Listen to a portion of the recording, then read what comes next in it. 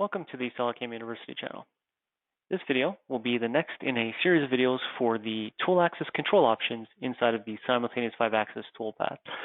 So in this video, we'll be talking about tilted from point away.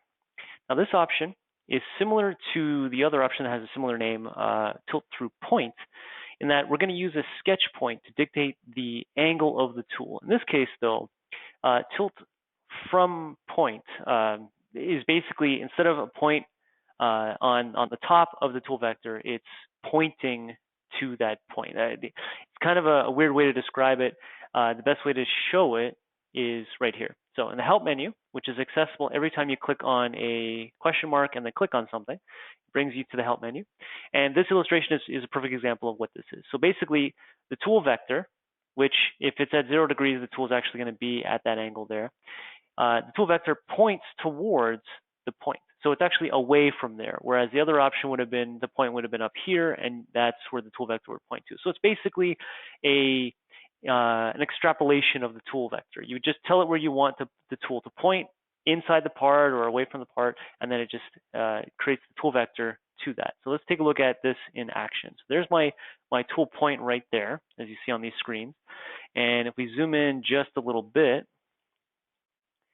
you can see that the tool vector passes through that point. So this point is inside the part or a distance away from the part. We're pointing towards that point there. You can see that there as well. So under point, we just pick that data point by clicking there, clicking on that point. Fixed tilted angle is essentially just the angle right there. So I have it set to 0 degrees. It's pointing exactly at that point.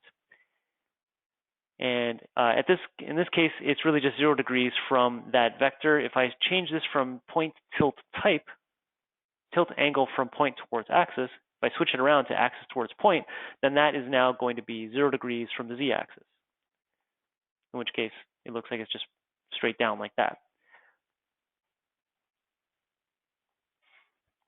Okay.